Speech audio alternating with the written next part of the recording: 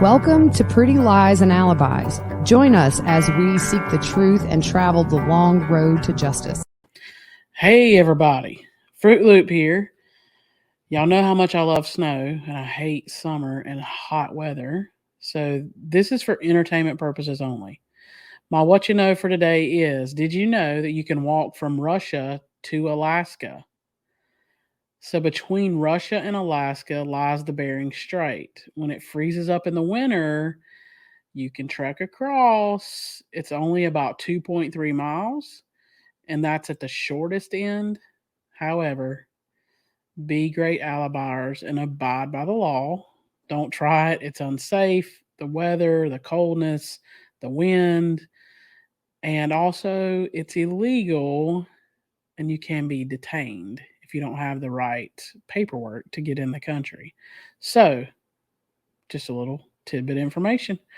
This is our last episode in our rebroadcasting series on the Pike County Massacre. I have thoroughly enjoyed interacting with you this week and sharing our prior coverage of this case. I encourage you to go back and watch or listen to all 6 episodes. The trial will be coming up in August. We hope you will follow us for that coverage. So sit back and take a listen. So the co-defendants became upset and the co-defendants being Angela, Jake, and Billy, when they became upset when Jake's wife Elizabeth was called mom by Jake's daughter, who at the time, I think maybe she was 2 or 3. And they also monitored her social media, and they hired a private investigator to watch her while they were in Alaska. So in this filing, they also mentioned multiple instances of arson at various properties of the Wagners for financial gain, as well as theft by the family, such as shoplifting, stealing gas, tractors, and trailers. They talk about Billy Wagner, who's the dad, threatening the mom, Angela, with a gun. That would be his wife.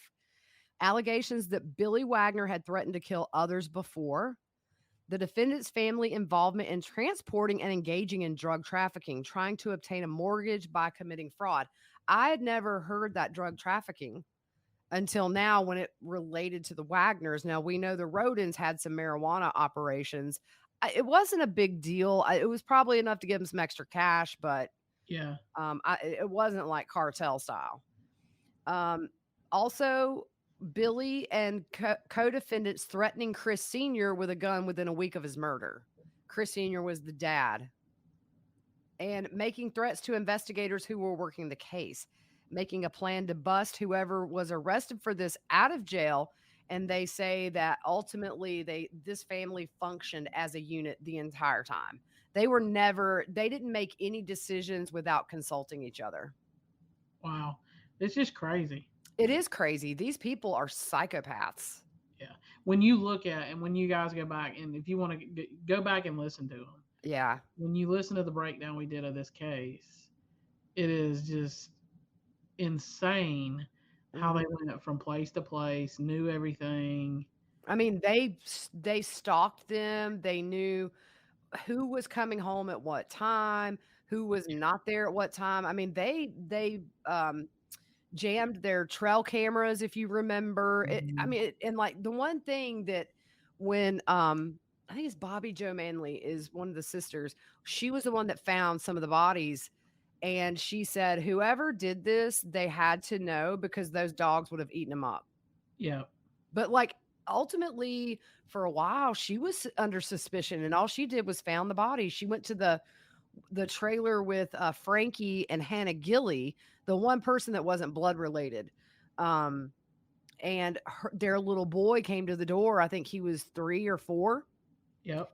And remember, she said it smelled like copper in the house and he was covered in blood. And I think the little boy said something like daddy's a zombie or something to that effect. But for a while she was under suspicion. It's just and even if you've listened to it, I mean, like, go back because we cover so much that sometimes you forget all these little crazy details. I'm going to be all over this trial. It's going to be streamed as far as I know.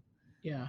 Really ready for this one. It's time too. This family's waited since 2016 for justice. All right. So we're going to jump into the Wagner hearing because I'm going to tell you right now, this trial I am looking forward to because this case is almost as intriguing to me as Vallow Daybell in a different way, just because of the brazen murders that they committed all in one night.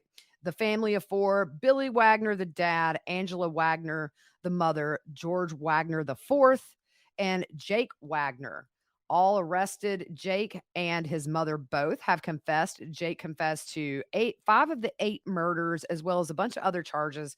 Angela essentially was the mastermind behind all this. She pled guilty and got 30 years in prison.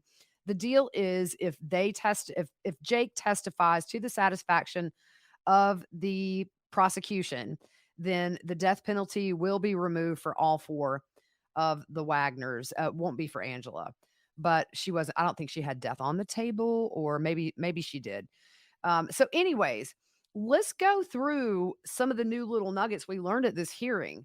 And it was held on Monday, and it was actually 6 years on April 22nd that these murders took place. And so, again, when we say the long road to justice, a case like this, where you've had immediate family members who have passed away since the murders, never saw justice. It's been in and out of court, 2 years for them to get arrested, as you know. Right now, George the Fourth, his trial is tentatively scheduled to start August 29th. I don't think many people are confident that will actually happen, but we will see. So, out of the gate, the defense wants the jury to be instructed to take Jake and Angela's testimony with great caution. As you guys know, they are accused of killing seven members of the Roden family and Hannah Gilley, who was engaged to Frankie Roden in one night. And they argued also for a change of venue, saying this is the biggest case really in the community, maybe even the state's history. And he said even the governor watched Jake plead guilty. And he said, when has that ever happened? He argued that a lot of information, especially what's on social media in groups, is wrong and could impact jury selection locally. And the prosecution said George didn't request a change of venue until January of this year after Jake pled guilty. So the judge denied the request and said they're going to have it there. It looks like the prosecution is going to call about 308 witnesses. That's a lot. The state is using some informants, and some have been disclosed to the defense and some have not. The defense are saying that they do not have contact information of some of these informants.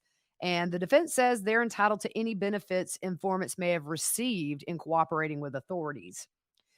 The defense also wants to interview Jake's ex-wife, Elizabeth. Now, she was from Alaska. So after the homicides, they moved to Alaska with the two minor children, and Jake got married to this woman named Elizabeth.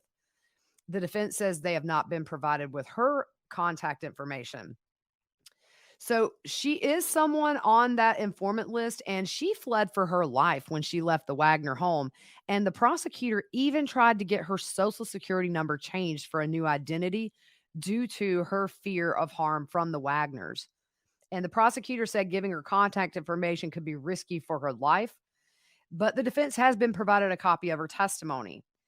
The Wagners accused George's girlfriend, Tabitha, of trying to poison them with food.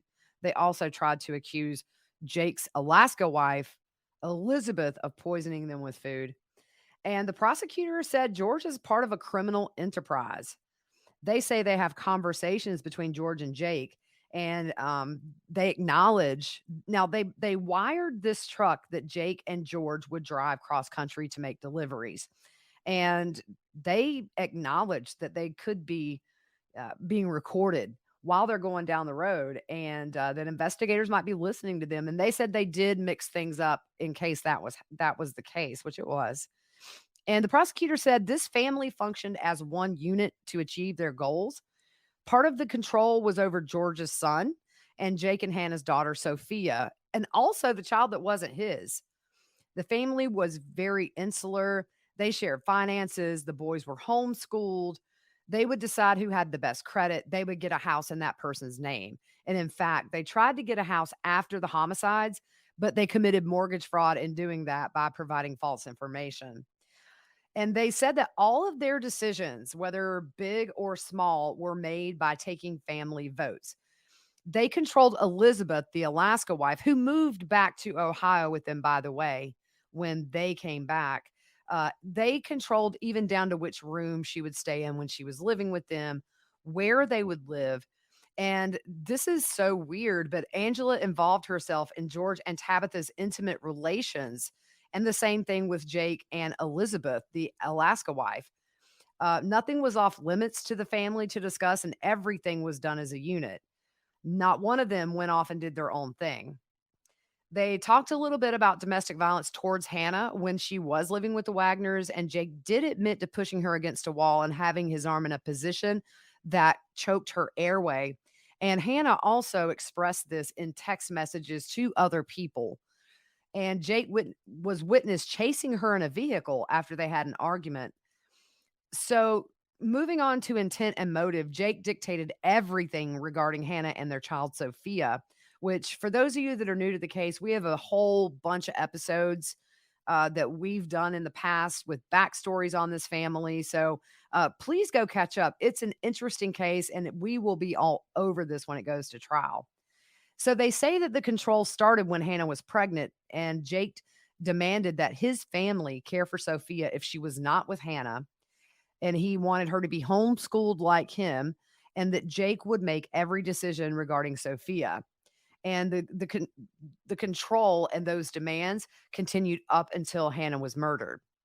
His controlling behavior continued with Hannah's second child. Now, remember, this is not Jake's biological child. He demanded that Hannah not disclose the identity of the second child's actual father to him, and offered money for her to put his name on that child's birth certificate. And he was trying to convince her to move to Alaska and raise Hannah's new baby together as if it were Jake's. So there was a belief that Jake couldn't have children with anyone else because a new child might feel slighted. And when Hannah lived with the Wagners, they would limit her contact with her own family and would only let her reach out every so often. And she was allowed to call her mother on her birthday and Mother's Day. But towards the end, when Hannah moved out, there were instances of Jake's going to Hannah's house to do what prosecutors alleged to be scoping out a layout of that residence. One residence had been recently moved into. I do believe that was Dana Roden and little Chris. She had separated from Chris Sr. and moved to a trailer just down the road. I assume that's what they're talking about. And another residence was actually one that Jake had lived in, and he would ask them a lot of questions about locks on the doors. So during one of these scoping missions, George IV was waiting outside in the car. And when he got in the car, there were conversations about leaving quickly before other family members showed up and caught them. Jake was insanely jealous of Hannah's relationship with Charlie Gilley, who was the father of her new baby and also the brother of the non-rodent victim, Hannah Gilley. And at the panel for the Pike County Massacre podcast with Joseph Scott Morgan, they said that Hannah had, I believe, 5 shots to the face were her injuries, and they wondered, why would she get so many? And then they theorized, is it that connection that Hannah Gilley's brother was with Hannah and they had a child together? And it kind of makes sense. He wanted to get back together with her, and then he tried to get her to agree to shared custody of Sophia, which is reminiscent of what George IV did with the mother of his child, Tabitha. They made her sign a full custody agreement of their son over to George, with the agreement that Tabitha could visit the child only when the Wagners said she could, and only if the visitation was supervised by one of the Wagners. The prosecutor said ultimately she was rarely allowed to see her son. And Hannah Mae knew this. She knew what was going on. She was inboxing with Tabitha, and they were comparing horror stories, essentially, of the Wagner family. So in December 2015, conversations Hannah had with Tabitha's mother, who warned Hannah not to fall into the same pitfalls that Tabitha did. Hannah said the Wagners, as we know, would have to kill her before she signed over custody to them. And Jake acknowledged that when Angela read that message, that was when the motive for the murders were born. And there were conversations the night of the murders, just hours before Hannah was murdered, Hannah Mae, between Tabitha and Hannah Mae, where they recalled Tabitha's last day in the Wagner home, And Hannah was present for this. She was there where they had threatened to get a gun to use on Tabitha. And this is when she fled the house and hid in a barn until dark. And then she got on a bicycle and rode to a convenience store out of fear for her life. And Hannah told Tabitha she thought they would have killed her if she had not gotten away that night. And this all stems back to an argument over the minor child that Tabitha and George the Fourth shared. There was a very weird obsession with these grandkids, with Angela specifically. The prosecution said the Wagners had a unique playbook they would use when women would come into George and Jake's lives. And as we know, the Wagners spied on Hannah through her social media, and others had other people who lived nearby spy on Hannah when she had Sophia in her custody, seeing if there were any other men coming to the house. And if there were, they would report that to the Wagners. So Angela admitted she was the one who hacked the social media accounts. And the reason she said she was spying on Tabitha's social media is because she was starting to hear rumors that Tabitha was planning on taking the Wagners to court to get standard visitation with her son. So Angela would hack her Facebook to try and get damaging information against Tabitha to prevent her from getting any visitation rights at all. This is how they happened to see that communication with Tabitha's mother, and Hannah Mae. And 4 months later, after that message was seen, was when the murders took place. So Jake and Angela have admitted to a lot of stuff. And some of these things that we're talking about now have come from their admitting to the crimes. So Jake and Angela admitted part of the motive was to get custody of Sophia. And also they thought someone in Hannah's family or someone close to her may abuse Sophia, whether physically or sexually. And this was essentially, as far as we know, a very made up allegation, just something they created in their head to, I guess, make themselves feel better about being mass murderers. But Jake recorded conversations with Hannah prior to those murders. And there's also talk of how Angela wants to raise Jake and Hannah's baby as her own. And Jake actually gets mad at Hannah when she doesn't agree to this. And Hannah expresses how the Wagners want Sophia to refer to Angela as mother and not refer to Hannah Mae as mother. So it's the same theme that happened with Tabitha. It was almost the same argument as far as how this all played out. The prosecution says Hannah Mae was the intended target in these murders. Other acts relating to Tabitha, George IV's ex-girlfriend, they accused her of being physically abusive to her child. They accused her of trying to poison them with food. They also isolated her from her family. And they did get custody of the younger son under false pretenses.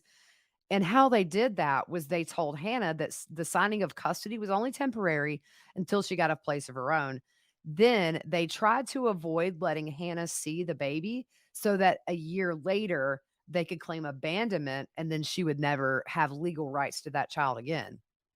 They also had people spying on Tabitha, and they would even get Hannah Mae to try to report to them anything Tabitha said about the Wagners or the baby.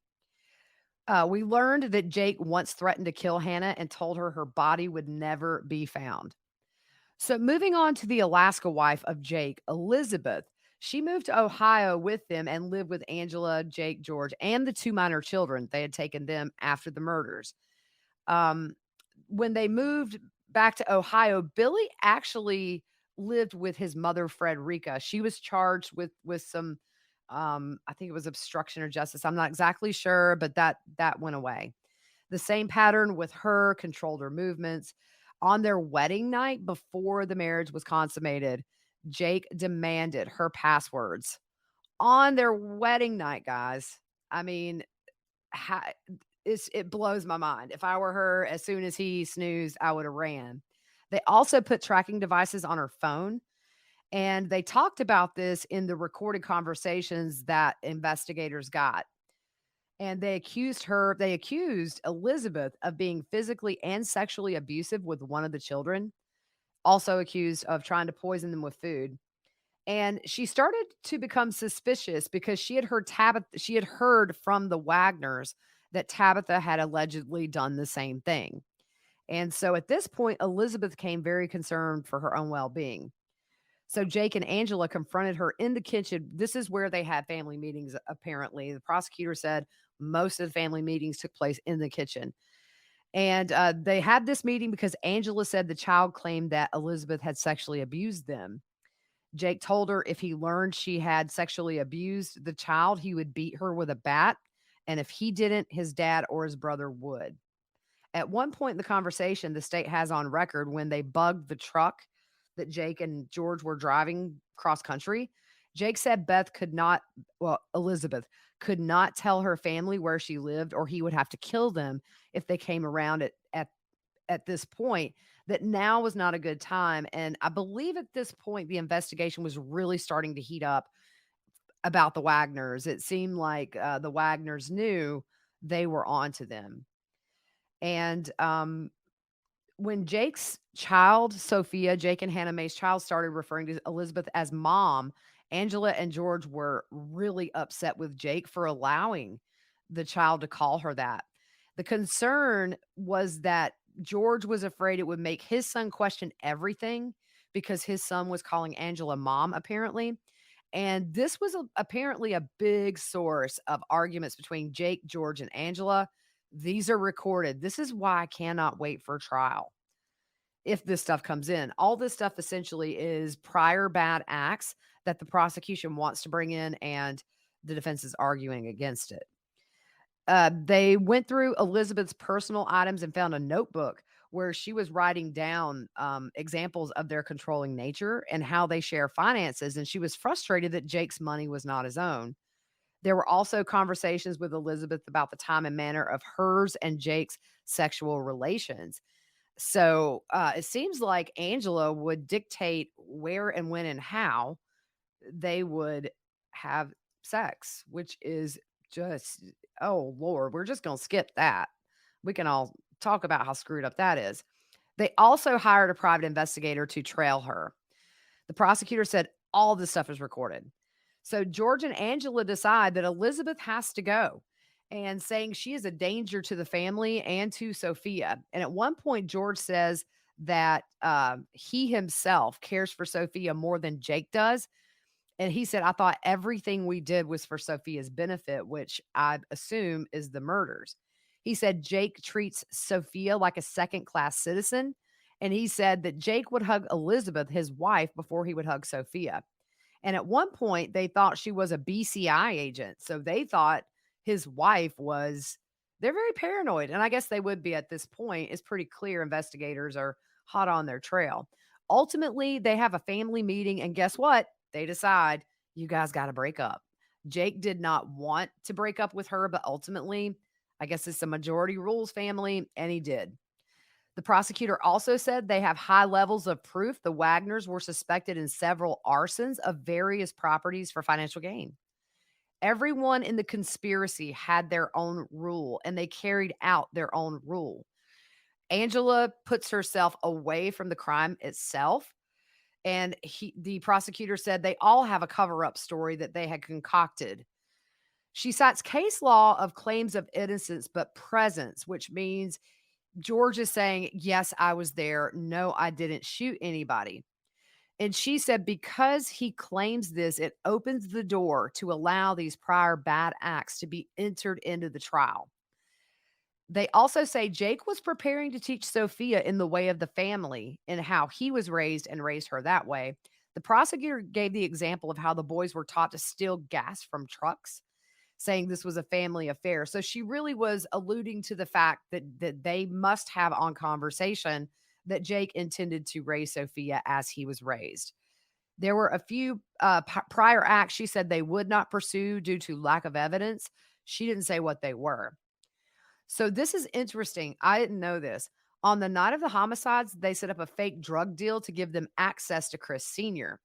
So this allowed Billy to drive up to the residence that night. And the prosecutor said this drug deal was very lucrative. So we knew that Chris likely was alive when he was murdered based on some of the forensic evidence. And I'm sure we'll learn more about that. But now it makes sense. He didn't just bust up in there and catch him awake. He was invited over because under this fake drug deal that would have been very good. Jake and George were there, but they hid in a truck that they had bought and modified specifically for this murder, and they called it the murder truck. They stayed in there not to be seen, and we really don't know what happens after that. They had other people commit perjury and obstruction of justice. They were heard talking on the wire to others in the family and extended family. I believe her mother, Billy's mother, Frederica. And they have information from Jake that Angela said she bought the shoes for Jake and George, and Jake admitted they wore them the night of the homicide. Just recently, they ruled this shoe print evidence could come in. She's on surveillance at Walmart buying the shoes, and I believe there is a receipt they found for that. They had witnesses who were going to do them a favor and testify the shoes were not bought for that purpose. But with the admission, it kind of makes they might not want to get up there and perjure themselves. At this point, the judge interrupts the prosecutor and asks if the visit from Billy Wagner was expected by Chris Sr. the night of the homicide. And then she recounts the fake drug deal. Jake and George were hidden, as we know, but the judge seemed a little baffled to me about that. It was, minutes later, and it kind of popped back in his head, and then he addressed it. So how with the fake drug deal, the story that Billy was giving investigators after the murders, obviously when he's being questioned, he named somebody who he said probably murdered Chris Sr. for cutting him out of this fake drug deal. That was the story or the theory that he tried to use to take a little heat off of him and his family. They asked Rita Newcomb, which is Angela's mother, to lie to the grand jury and investigators about notarizing those custody papers. If you remember, they forged Hannah Mae's name. Jake and George were the ones who came up with the idea, according to Angela. And this was in case the boys were killed or arrested on the night of the murders. They have recordings where the boys told others not to talk to investigators and also encouraged them to ignore subpoenas. They hired attorneys for witnesses and accompanied them to the lawyer's office and kept doing this kind of influential stuff after their arrest. She didn't elaborate. Don't know if it was jailhouse calls, emails, or what. But she did say that a lot of the violence, the threats of violence, came from George towards the sheriff and law enforcement. They have that on audio. Elizabeth Wagner would testify that she heard them say if some of them were arrested and not others, they had plans of how they would bust the ones that were incarcerated out of jail. All four defendants, I said dependents, they are co-defendants, so it's not wrong, how they all four participated in those conversations. So there was a family vote of whether to commit the murders, and everyone said yes. The judge asked for clarification that an actual vote took place and also asked again about the escape plan, if some were arrested but not all. She confirmed that the vote happened and they also had plans in place to bust somebody out.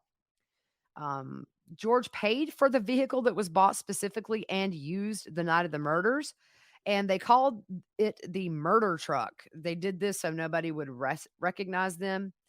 And the judge asked if it would be better to have people come testify to these bad acts as opposed to having, I guess, transcripts.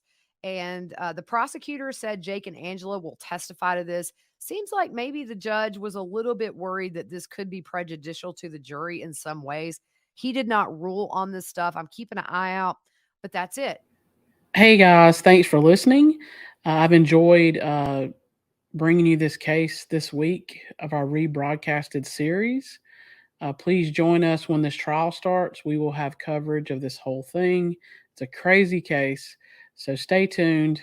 We will be back Monday with a new episode.